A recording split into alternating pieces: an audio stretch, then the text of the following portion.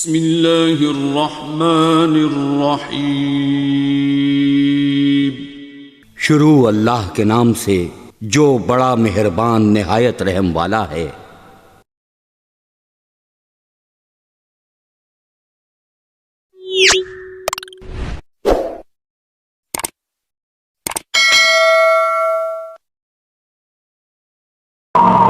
لجپال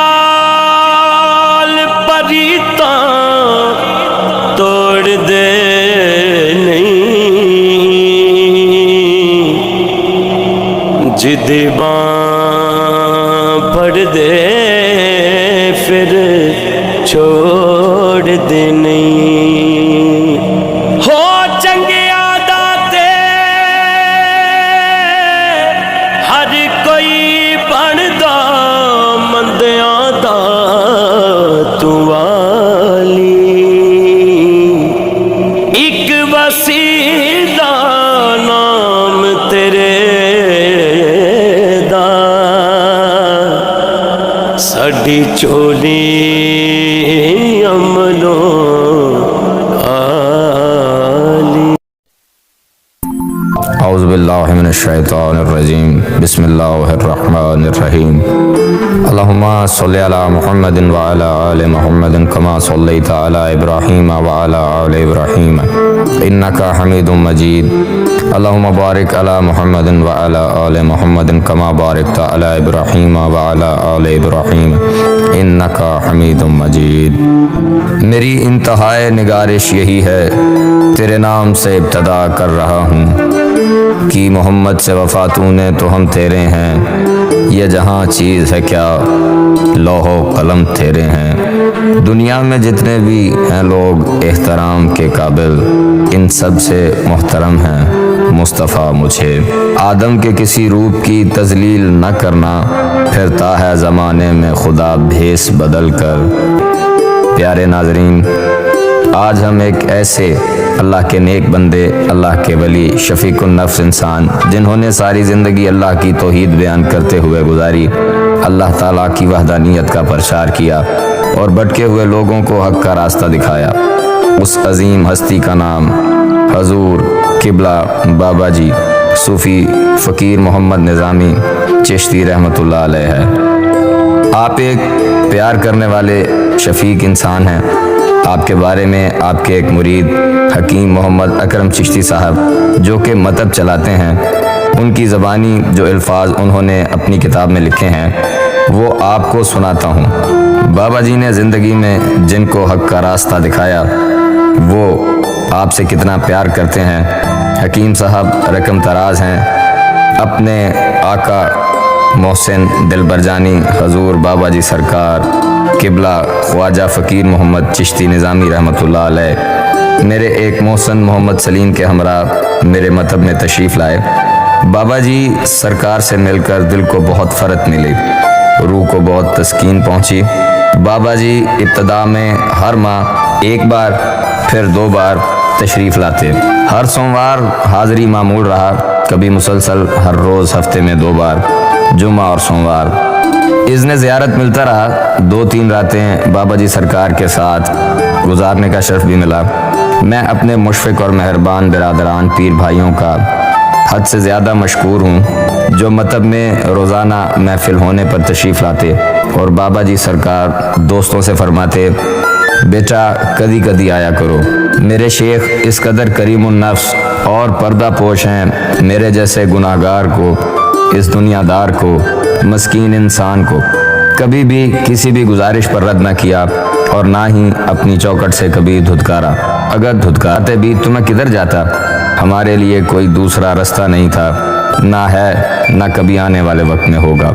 آپ بابا جی سرکار صوفی فقیر محمد چشتی نظامی رحمۃ اللہ علیہ میرے دل بر جانی، آپ کشف و کرامات کے تذکرے اور القابات و آداب کو زیادہ پسند نہ فرماتے۔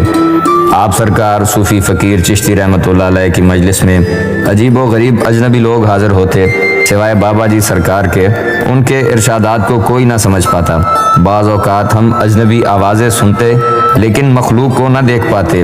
اب آپ ہی بتائیں میں ان کے بارے میں کیا لکھ سکتا ہوں، کیا کہہ سکتا ہوں؟ ان کے مقام اور مرتبے کو صرف اللہ تعالیٰ ہی جانتا ہے۔ حکیم محمد اکرام چشتی، راولپنڈی۔ کہانی کی شروعات کچھ یوں ہے۔ حضور قبلہ بابا جی صوفی فقیر محمد چشتی نظامی رحمۃ اللہ علیہ فرماتے ہیں، السلام علیکم ورحمۃ اللہ وبرکاتہ۔ اس ناچیز مسکین کی پیدائش ضلع امبالہ، تحصیل کھرڑ، ڈاکخانہ کورالی، موضع چٹولی میں ہوئی۔ اس وقت انگریزوں کی حکومت تھی۔ میری تعلیم صرف 4 جماعت تک ہے۔ دیہاتی زندگی تھی اور اس وقت تعلیم کا رواج بہت کم تھا۔ اگر کوئی خط کسی جگہ آتا تو پڑھنے والا کوئی نہ ملتا، بھاگ دوڑ کر خط پڑھانا پڑتا۔ جس اسکول میں ہم پڑھتے تھے وہ ہمارے گاؤں سے کافی دور تھا۔ وہ گاؤں سکھوں کا تھا۔ مسلمان بچے وہاں پر بہت کم تعداد میں تھے، باقی تمام ہندو سکھ بچے پڑھتے تھے۔ بڑی غربت کا زمانہ تھا، چیزیں سستی تھیں لیکن پیسہ بہت کم تھا۔ مسلمانوں کی حالت بڑی خراب تھی، غریبی کا دورہ تھا۔ اس زمانے میں شرم و حیا ایمان کی روشنی دلوں میں موجود تھی۔ پیار و محبت، ہمدردی، ایک دوسرے کا احساس دلوں میں موجود تھا۔ دھوکہ فریب بہت کم تھا۔ رہن سہن بالکل سادہ تھا۔ خوراک بہت سادہ تھی۔ ملاوٹ کا تو نام و نشان تک نہ تھا۔ ہر چیز خالص تھی۔ دودھ گھی بھی بہت خالص تھا اور ایک دوسرے سے خالص محبت رکھتے تھے۔ بناوٹ کا بھی نام و نشان نہ تھا۔ ایک دوسرے پر جان چھڑکتے تھے۔ دھوکہ فریب چال بازی نہ ہونے کے برابر تھی۔ میری تاریخ پیدائش 1933 بروز جمعۃ المبارک صبح 6 بجے، رمضان کا آخری جمعۃ المبارک۔ یہ تاریخ پیدائش میرے بڑے بھائی صاحب خیردین رحمۃ اللہ علیہ کو یاد تھی۔ میرے والد صاحب ایک چھوٹے سے قصبے میں ایک چھوٹی سی دکان کیا کرتے تھے جس سے گھر کی گزر اوقات ہوا کرتی تھی۔ وہ بڑا ہی غریبی کا دور تھا۔ اس وقت تحریک پاکستان بڑے جوش و خروش سے جاری تھی۔ مسلمانوں میں پاکستان بنانے کا جوش و جذبہ اور ولولہ اعلیٰ درجے کا موجود تھا۔ میں نے بھی ایسے واقعات دیکھے ہیں۔ ہمارے گاؤں میں ایک ان پڑھ دکاندار تھا۔ وہ مسلم لیگ کا اخبار خریدتا تھا، اس پر اپنی نگاہیں جمائی رکھتا، حالانکہ اس کو پڑھنا نہیں آتا تھا۔ اس وقت کے یہ مشہور نعرے تھے، بٹ کے رہے گا ہندوستان، لے کے رہیں گے پاکستان، پاکستان کا مطلب کیا، لا الہ الا اللہ، پاکستان بنائیں گے سینے میں گولی کھائیں گے۔ ان لوگوں نے یہ سچ کر کے دکھایا، پاکستان بنا لیا اور ہندوستان کا بٹوارا بھی کروا لیا۔ یہ بھی صحیح ہے، ان مسلمانوں نے سینے میں گولیاں کھائیں اور شہادت کے مرتبے تک جا پہنچے۔ ہندو سکھ اور مسلمان ایک دوسرے سے نفرت اتنی شدید کرتے تھے کہ وہ نفرت اپنے عروج کو جا پہنچی تھی۔ ایک دوسرے کی جان کے دشمن تھے۔ 14 اگست 1947 سے پہلے ہی قتل و غارت شروع ہو چکی تھی۔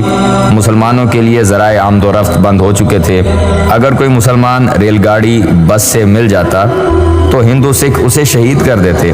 ہمارے علاقے میں ہندو سکھ اور مسلمانوں کا یہ تناسب تھا کہ 4 گاؤں ہندو سکھ کے ہوتے تو پھر اس کے بعد کہیں مسلمانوں کا ایک گاؤں آتا۔ ہندوستانی پولیس اور فوج نے مسلمانوں سے چاقو، چھری اور کہاڑی وغیرہ سب لے لیے تھے اور مسلمانوں کو بالکل ہاتھوں سے خالی کر دیا تھا۔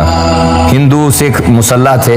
سکھوں کے پاس تو تلوار، نیزے اور کرپانیں بھی موجود تھیں اور پٹیالے والے راجے کی فوج بھی موجود تھی جو کہ مسلمانوں کو ایک نمبر اپنا دشمن سمجھتے تھے۔ مسلمانوں پر بہت بھاری وقت آن پڑا تھا۔ ان کی جان، مال، عزت کچھ بھی محفوظ نہ تھا۔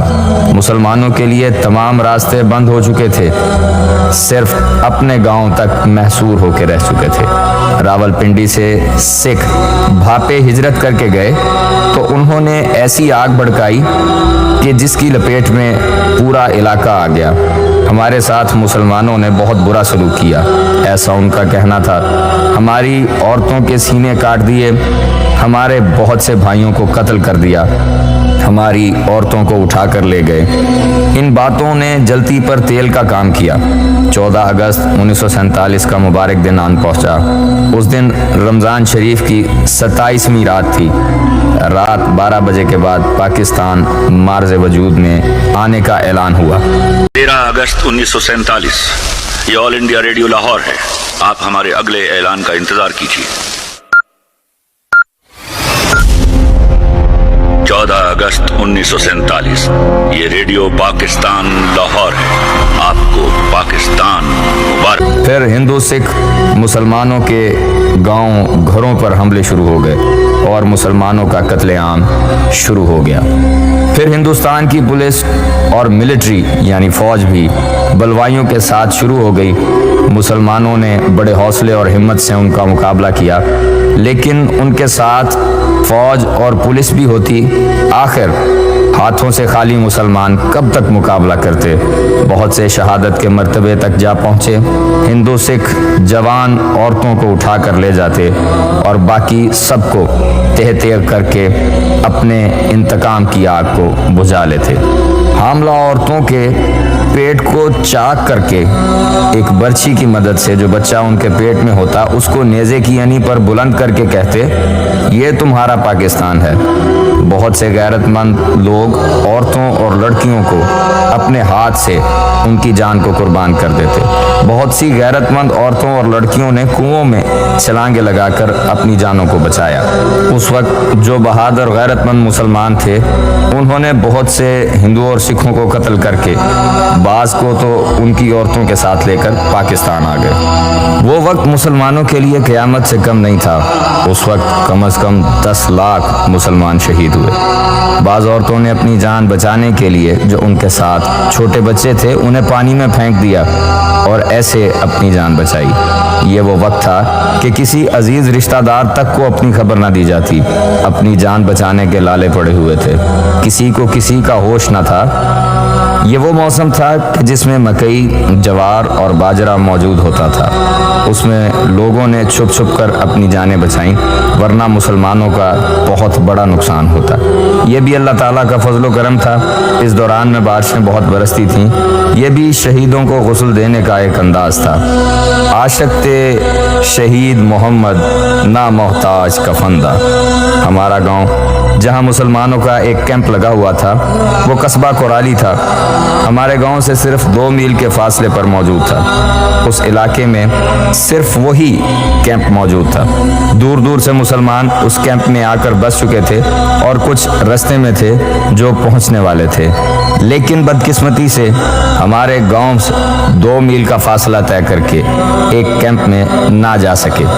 और उनके पास कोई बंदूक वगैरह तो ना थी, सिर्फ एक छड़ी या कुछ कुल्हाड़ियाँ थीं, या किसी ने चारा काटने वाली मशीन का टोका अपनी लाठी पर चढ़ा रखा था। हमारे मुसलमान 2 गांव से बिल्कुल नज़दीक एक फरलांग के फासले पर थे। एक गांव जिसमें मुसलमान राजपूत रहते थे वो 700-800 घरों पर मुश्तमिल था। हमारे गांव में तकरीबन 100 घर थे और 7-8 घर सिखों के थे, बाकी सब मुसलमानों के घर थे। मशरिक की जानिब एक रेलवे स्टेशन था और मगरिब की जानिब एक पक्की सड़क थी। उस वसी इलाके में मुसलमानों के गांव घर बार जला दिए। रात को जाते हुए गांव की रोशनी हमारे गांव से नजर आया करती। सारी रात जागकर पहरा देते। जो सिख हमारे गांव में रहते थे वो सिर्फ और सिर्फ ज़ाहरन हमारे साथ थे, लेकिन हकीकत में वो पल पल की खबरें हिंदुस्तानी सिखों को देते थे। उन्होंने अपने बाल बच्चों को अपने अजीज़ व अकारिब रिश्तेदारों की तरफ पहुंचा दिया था। वहाँ पर सिर्फ मर्द हजरात रहते थे, ज़ाहरन हमारे साथ, लेकिन अंदर सिखों के साथ थे। सिर्फ हम अपने गांव में कैद होकर रह गए थे। कुछ दूसरे गांव के मुसलमान हमारे गांव में आ गए थे। हालांकि वो गांव का कैंप सिर्फ 1 मील के फासले पर था। वो भी शहीद होने के लिए हमारे ही गांव में आ गए थे। ये 13 सितंबर 1947 का दिन था और तकरीबन दोपहर के 2 बजे हुए थे जब हिंदू सिखों ने मशरिक की तरफ से हमला करने की कोशिश की और 3 तरफ से गांव को घेरे में ले लिया। क्योंकि 3 अतराफ से सिखों के गांव थे और मगरब की तरफ जो मुसलमानों का गांव था उसी तरफ से रास्ता खुला हुआ था। मगरिब की तरफ से भी सिखों ने हमें घेरे में लिया हुआ था। उस गांव के मगरिब में कुछ गांव मुसलमानों के थे, लेकिन वो गांव जला दिए गए थे। मुसलमान कैंप में चले गए थे। रेलवे स्टेशन और गांव के दरमियान एक मैदान था जो गंदम की फसल लगाने के काम आया करता था और बाकी दिनों में लड़के उसे खेल का मैदान बनाए रखते थे। गुली डंडा, गेंद बल्ला और कबड्डी उस मैदान में खेले जाते थे। कुछ हमारे गांव के कच्चे मकान जिनकी ऊंचाई कम थी, कुछ लोग उन मकानों की छतों पर चढ़ गए थे क्योंकि गांव को चारों तरफ से घेरा हुआ था। उधर भी ज़रा दूर हटकर हिंदू और सिख खड़े हुए थे, इसलिए उन मकानों पर खड़े लोग ये हिंदू सिख मकानों पर न चढ़ाएं और बाकी मुसलमान उस मैदान की तरफ चले गए क्योंकि ज़्यादातर हिंदू सिख उधर ही मौजूद थे। मैं और मेरे वालिद साहब और मुसलमान मकानों की छतों पर जो उस तरफ थे रोकने की कोशिश करते रहे, और एक अफसोसनाक बात ये थी कि गांव वालों ने एक मकान में तमाम औरतों को बंद करके रखा हुआ था और बाहर से कुंडी लगाई हुई थी। उस वक्त एक एक सेकंड में 100 फायर हो रहे थे और हिंदू सिखों के साथ पुलिस और फौज भी थी। मैदान में दस्त बदस्त लड़ाई शुरू हो गई, लेकिन उनके पास तो पक्की राइफल्स थीं और मुसलमानों के पास तो कच्ची राइफल्स भी ना थीं। फिर मैदान में बहुत से सिख वासिले जहन्नुम किए और बहुत से मुसलमानों ने भी जामे शहादत नोश किया। फिर मुसलमान मैदान छोड़कर गांव की तरफ भागे। मेरी उम्र उस वक्त 14 साल थी। मैं अच्छा खासा जवान था। खालिस दूध, दही, घी खा पी कर अच्छा भला तंदुरुस्त और हट्टा कट्टा था। मेरे वालिद साहब ने मुझे फरमाया, जा बेटा अपनी जान भाग कर बचा ले, और वो आप उसी जगह पर खड़े रहे। ये मेरी और मेरे वालिद साहब की आखिरी मुलाकात थी। जिस वक्त मैं घर आया तो वहाँ पर ताला लगा हुआ था। उस गली का एक ही रास्ता था जिस तरफ वो लड़ाई का मैदान था। मैं जिस वक्त गली से बाहर आया उस वक्त मुसलमान गांव की तरफ भागे आ रहे थे और उनके पीछे हिंदू सिख भी भागे आ रहे थे। अगर मेरे वालिद साहब मुझे बर वक्त भागने का मशवरा न देते, मैं फिर कभी वहाँ से ना निकल सकता। फिर जो दूसरा गांव मुसलमानों का था उसकी तरफ भागा। अफसोस का मकाम ये है कि अगर वो हमारे गांव वालों के साथ मिलकर लड़ते तो कुछ ना कुछ हिंदू और सिखों को वासिले जहन्नम कर देते, और वो भी बहुत आगे तक भागते रहे, फसलों में छुपते रहे, और मैं उससे मगरिब की जानिब भागता रहा। आगे भी हिंदुओं और सिखों ने घेरा डाला हुआ था, और जब मैं कुछ आगे आ गया मेरे पर किसी हिंदू या सिख ने फायर किया। मुझे अल्लाह ताला ने बचा लिया और फिर मैं पीछे की तरफ भागा और एक मकई के खेत में जिसमें काफ़ी पानी खड़ा था छुप गया। हमारा गांव तो उन जालिमों ने पूरे का पूरा शहीद कर दिया और जवान औरतों को ले गए। मेरे माँ बाप भी शहीद हो गए, और जो साथ वाला गांव था वो भी भागते रहे, छुपते रहे और बहुत सौ को शहीद कर दिया। जहां पर मैं मकई के खेत में छुपा हुआ था उसके थोड़ी दूर एक मुसलमान को जख्मी करके उससे ये आवाज़ लगवा दी कि मुसलमान फौज आ गई है, और जो लोग फसलों में छुपे हुए थे वो बाहर निकले। जैसे ही वो बाहर निकले उनको भी शहीद कर दिया। वो मेरे इर्द गिर्द मुसलमानों को शहीद कर रहे थे। मुझे चीखो पुकार की आवाज़ साफ सुनाई दे रही थी। एक औरत को उल्टी तलवार मार दी तो उसने कहा हाय अल्लाह, तो दूसरे सिख ने कहा इसे सीधी तलवार से ख़त्म कर दो क्योंकि ये अल्लाह का नाम लेती है। मुझे ये तमाम बातें सुनाई दे रही थीं। मगरिब का वक्त करीब हुआ और उन्होंने मुसलमान से आवाज़ लगाई कि मुसलमान फौज आ गई। सब मुसलमान फसलों से बाहर निकल आए। मैं भी मकई के खेत से निकल आया। जिस वक्त मैं मकई के खेत से बाहर आया, जिस मुसलमान से उन्होंने आवाज़ लगवाई थी उसका कमीज़ खून आलूद हो रहा था, और वहाँ पर मुसलमान फौज मौजूद न थी। हिंदू सिख तलवारें निकाले मुसलमानों के इंतज़ार में थे। उनके हथियार खून में लथपथ थे। हर इंसान को ज़िंदगी बड़ी अजीज़ होती है, और मुसलमानों की वहाँ पर लाशें बिखरी पड़ी थीं। मौत को सामने देखकर सब हवास बाख्ता हो चुके थे। मामूली सी जो होश बची थी, उस वक्त दिल ये चाहता था ज़मीन हमें अपने अंदर छुपा ले। हमारे चारों तरफ हिंदू सिख खून आलूद तलवारें लिए हमारे मुंतज़र थे और हमें कत्ल करने वाले थे। हम 20-25 आदमी और कुछ औरतें, बच्चे भी मौजूद थे। ये मिसाल मशहूर है, जिसको अल्लाह रखे उसको कौन चखे। मौत और ज़िंदगी अल्लाह के इख्तियार में है। इस पर इंसान का मुकम्मल ईमान होना चाहिए। वो ज़ाते पाक मुसब्बिहुल असबाब है, वही असबाब पैदा करने वाला है। उसके हुक्म के बगैर एक पत्ता भी जुम्बिश नहीं रख सकता। वो कुल्ले शाइन कदीर है, वो कुल्ले शाइन मुहीत है। अल्लाह पाक ने सबब ये बनाया اور ہم جس جگہ ہندو اور سکھوں کے گھیرے میں تھے، ایک طرف مکئی کی فصلوں کے کھیت تھے اور دوسری طرف گہری ندی بہتی تھی۔ شام کا اندھیرا گہرا ہوتا چلا گیا۔ پانی نے کنارہ کاٹ کاٹ کر تقریباً 20 فٹ گہرا کر دیا تھا۔ ہم سب لوگ اس کنارے کے اوپر کھڑے تھے۔ نیچے ندی سے ایک سکھ فوجی سپاہی نے پکی رائفل سے فائر کیا اور بلند آواز سے کہا، میں مسلمانوں کا وارث ہوں۔ ہندو سکھ وہیں کھڑے رہے اور مسلمان ہمارے پاس آ جائیں۔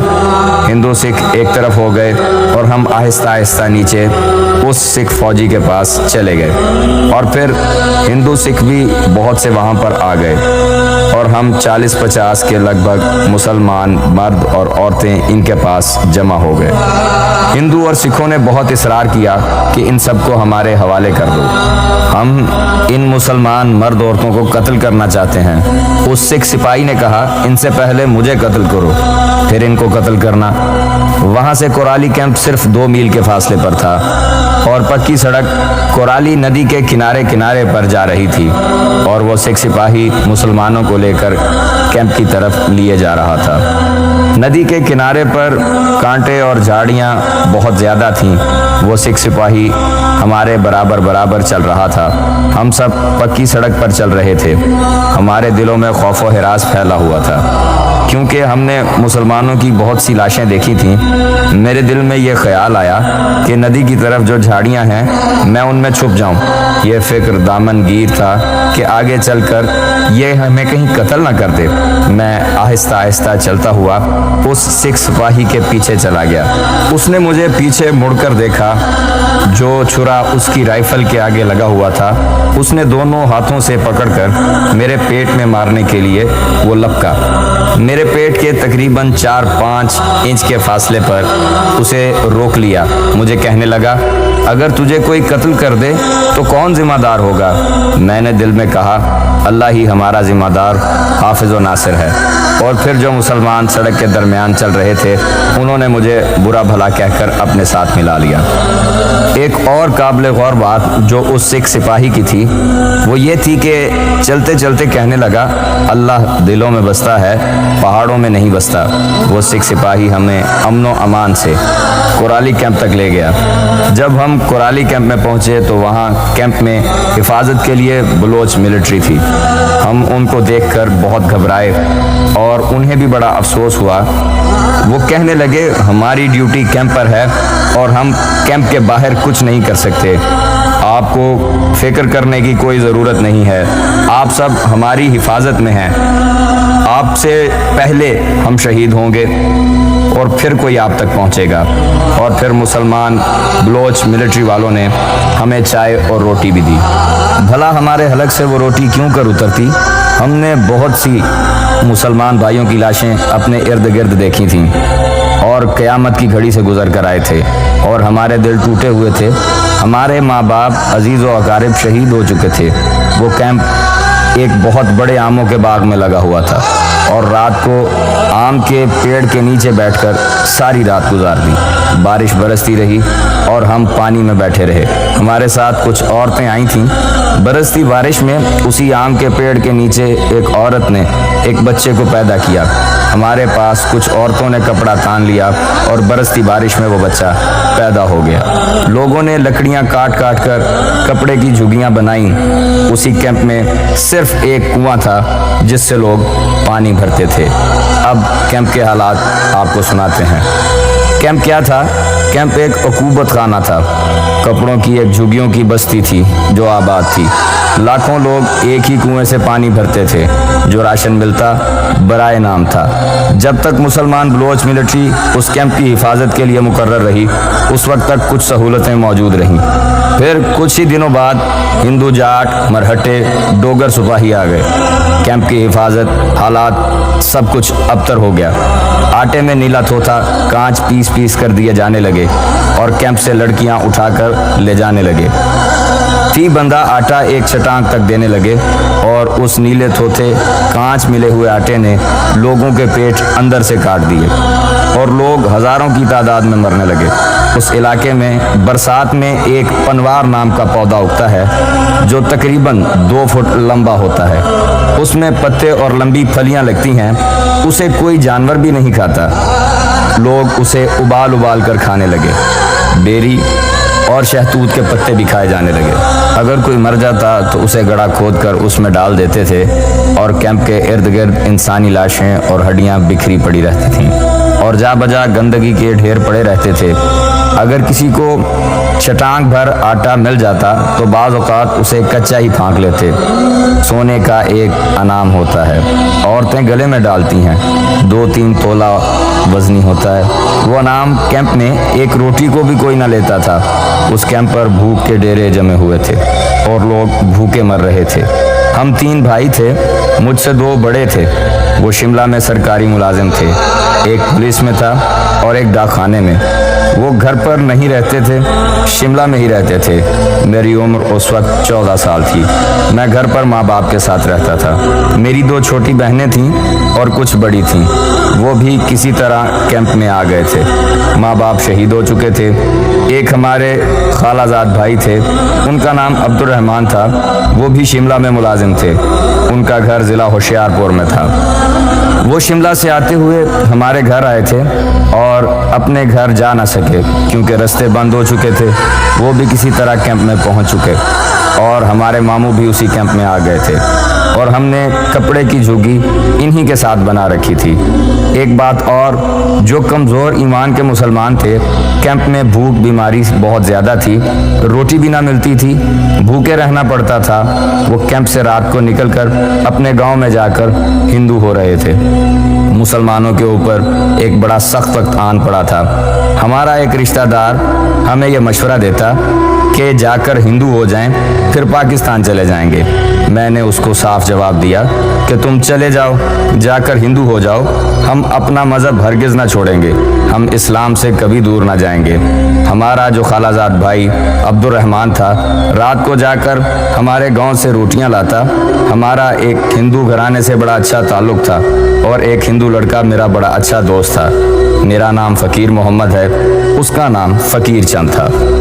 ان کے گھر سے رات کو جا کر روٹیاں وغیرہ لاتا تھا اور کیمپ سے ہی اپنے گھر کو بھی چلا جاتا تھا۔ ان کا گھر ضلع ہوشیار پور میں تھا، وہاں سے تقریباً 50 میل کے فاصلے پر تھا اور رات کو ہی سفر کرتا تھا۔ جب اپنے گھر پہنچا، اس کے ماں باپ دیگر عزیز و اقارب پاکستان کو پیدل ہی روانہ ہو چکے تھے اور پھر وہ ہمارے پاس کیمپ میں ہی واپس آ گیا تھا، اور میں کیمپ میں بیمار ہو گیا۔ نیلے تھوتھے اور کانچ ہمارے پیٹ کاٹ چکے تھے اور ایک ماں باپ کا صدمہ دوسرے بیماری کیمپ میں پڑ چکی تھی اور انہوں نے ٹیکے لگانے شروع کر دیے تھے۔ میرے بھی ایک ٹیکہ لگا دیا، میرا ذہنی توازن بگڑ گیا۔ پھر میں کیمپ میں پھرتا رہا۔ مجھے یہ معلوم نہیں ہوتا تھا کہ ہماری جھگی اسی کیمپ میں ہے، اور میں کبھی کبھار کیمپ سے باہر نکل جاتا تھا، کئی میل دور، پھر واپس بے ہوشی میں اپنے کیمپ کی طرف واپس مڑ کے آ جاتا تھا۔ حالانکہ اس وقت اگر کوئی مسلمان کیمپ سے باہر چلا جاتا، اس کو ہندو اور سکھ قتل کر دیتے تھے۔ ہم تقریباً 2.5 مہینے کورالی کیمپ میں پیٹ سے بھوکے رہے۔ اس دوران میں بقرہ عید کو پاکستان سے ٹرک اور بسیں آٹا لے کر آئے۔ اس دن ہم نے روٹی سیر ہو کر کھائی اور آتے ہوئے اپنے ساتھ کچھ مسلمانوں کو لے کر آئے۔ میری بڑی بہن جس کا نام جنت بی بی ہے، اور وہ ہمارا خالہ زاد بھائی عبد الرحمن، اگر وہ نہ ہوتے تو ہمارا وہاں سے آنا بہت مشکل تھا۔ اگر کوئی 20 دفعہ مجھے آواز دے کر بلاتا تو میں صرف 1 دفعہ ہاں کہتا۔ آخر ایک روز پاکستان کے لیے اسپیشل گاڑی لگی۔ ہم کیمپ سے نکل کر اس میں بیٹھنے کے لیے چلے۔ گاڑی کے ڈبوں میں اتنا رش تھا، دروازے سے ہمیں چڑھنا بہت مشکل تھا۔ کھڑکیوں کے ذریعے ڈبے میں سامان پھینکا۔ ہمیں خوش قسمتی سے جو سامان رکھنے کے لیے لکڑی کے پھٹے موجود ہوتے ہیں، ان پر بٹھا دیا گیا۔ تقریباً 3 سے 4 دن تک ہم اسی لکڑی کے پھٹے پر بیٹھے رہے، بھوک پیاس برداشت کرتے رہے۔ جب تک گاڑی چلی، آپس میں لڑائی جھگڑے ہوتے رہے، اور جب گاڑی کھڑی ہو جاتی تو کلمہ کا ورد شروع کر دیتے کیونکہ بہت سی گاڑیاں مسلمانوں کی قتل کر دی گئی تھی۔ وہ گاڑیاں پاکستان تک پہنچ نہ سکی تھیں، ان کے تمام مسافر قتل کر دیے گئے تھے۔ اگر کوئی گاڑی میں مر جاتا تو جہاں گاڑی ٹھہرتی وہاں پر نیچے اتر کر اس کی میت کو رکھ دیا جاتا۔ اگر گاڑی کسی اجاڑ میں کھڑی ہوتی تو وہاں بارش کا پانی جو کھڑا ہوتا اسے برتن میں ڈال لیتے اور اسی پر گزارا کرتے، جب تک گاڑی واگا اسٹیشن پر نہ پہنچی چاند کے لالے پڑے رہے۔ خوف و ہراس ایک ہی وقت میں ہماری زندگیوں میں بیٹھ گیا۔ امید کی کوئی کرن باقی نہ بچی۔ جب گاڑی واگا اسٹیشن پر آئی تو پاکستان زندہ باد کے نعرے لگنے لگے۔ پھر اللہ تعالیٰ کا شکر ادا کیا، جان میں جان آئی۔ ہمارے مسلمان بھائیوں نے روٹیاں اور چاول پہلے سے ہی لیے ہوئے تھے، ہمارے انتظار میں کھڑے تھے۔ ہم نے اللہ تعالیٰ کا شکر ادا کر کے کھایا پیا، ہمارے حوصلے بلند ہو گئے۔ جس سرزمین کے لیے ہم نے قربانیاں دی تھیں اور دکھ درد برداشت کیے تھے، وہ ہمارے استقبال کے لیے اپنی عافیت اور ہماری دین و دنیا کی بھلائی کے لیے اپنی پناہ میں لینے کے لیے بازو پھیلائے ہوئے تیار کھڑی تھی۔ ہم بلا خوف و خطر امن سلامتی سے اس کے سینے سے چمٹ گئے اور ہم نے اپنے آپ کو اس کی تحویل میں دے دیا۔ دین ایمان کے خوف سے اور اپنی زندگی کے خوف سے ہم بے فکر ہو گئے تھے۔ تقریباً ہر اسٹیشن پر ہمارے دینی بھائی ہمارے لیے چاول اور روٹیاں لیے پہلے سے موجود ہوتے تھے۔ پاک سرزمین پر قدم رکھتے ہی خوف و ہراس کے اندھیرے چھٹنے لگے اور پیٹ کے لیے ایندھن بھی ملنے لگا۔ یہ سرزمین ہمیں بالکل بھی بیگانی نہ لگی۔ ایسا محسوس ہوتا تھا کہ صدیوں سے ہم یہی رہتے ہیں۔ جس جگہ ہم آئے ہیں ہم یہیں پیدا ہوئے ہیں، پلے بڑے بھی یہیں ہیں۔ وہ ہماری جگہ نہ تھی، وہ جگہ ہم کو زہر لگنے لگی۔ اس سے ہمارا قلبی رشتہ ٹوٹ چکا تھا۔ یہی پاک سرزمین ہمیں پیاری اور محبوب لگنے لگی تھی۔ ہماری گاڑی پاک سرزمین پر چلتی ہوئی جہلم کے پاس ایک شہر کالا ہے، وہاں پر فوجی گودام تھے، وہاں ہمارے کیمپ لگوا دیے گئے تھے اور ہمیں رات کو بھی گوشت کے ساتھ تندور کی بہت سی روٹیاں دی گئی تھیں۔ اور ہندوستانی کیمپ میں جو نیلا تھوتھا کانچ ملا آٹا کھایا تھا اس سے ہماری چربی ختم ہو گئی تھی اور میری حالت بہت بری تھی۔ میری رانیں اور پنڈلیاں سوکھ گئی تھیں اور میرے گھٹنے میری ٹانگوں سے بڑے نظر آنے لگے تھے۔ میرے سینے کی پسلیاں نظر آنے لگیں اور صرف ایک سانس ہی تھی جس کی ڈوری چلتی تھی۔ شہر کالا کیمپ میں ہم بہت دنوں تک مقیم رہے۔ راشن سرکاری ملتا رہا۔ شملہ میں ہمارا ایک ماموں ریلوے میں ملازم تھا، وہ سرکاری طور پر لالا موسیٰ آ کر لگ گیا۔ پھر وہ ہمیں کالا شہر کیمپ سے لالا موسیٰ لے آیا۔ ہم کچھ عرصہ اس کے پاس وہیں رہے۔ وہ جو ہمارا خالازاد بھائی عبد الرحمن تھا اپنے ماں باپ کی تلاش میں چلا گیا تھا، اور جو ہمارا خیردین بھائی پولیس میں ملازم تھا وہ شملہ سے 2-3 ماہ بعد پاکستان آیا اور گجرات میں اپنی ڈیوٹی پر حاضر ہو گیا۔ ہمارا جو خالازاد بھائی تھا اس کے ماں باپ بھائی بہن گجرانوالا شہر میں ملے۔ پھر وہ ہمیں لالا موسیٰ سے گجرانوالا ایک گاؤں میں لے گیا اپنے ماں باپ کے پاس۔ وہ ہمارا بڑا بھائی خیردین جو پولیس میں ملازم تھا وہ ہمیں ڈھونڈتا ہوا اسی گاؤں میں آ گیا۔ پھر ہمیں واپس گجرات لے آیا، میرا علاج معالجہ کروایا۔ اس نے ہمیں پاکستان آ کر کوئی تکلیف نہ ہونے دی اور پھر ہم ضلع گجرات میں ہی آباد ہو گئے۔ تقریباً 10 سال وہیں پر مقیم رہے۔ ہماری شادی بھی وہیں پر ہوئی۔ پھر ہم وہاں سے سرگودا آ گئے، وہاں بھی تقریباً 10 سال رہے اور پھر وہاں سے لائل پور آ گئے اور یہاں لاری اڈے کے ساتھ ہی ہمارا مقام ہے۔ آخر میں آپ سب کا شکریہ ادا کرتا ہوں۔ اللہ رب العزت آپ کا حامی و ناصر ہو۔ السلام علیکم ورحمۃ اللہ وبرکاتہ۔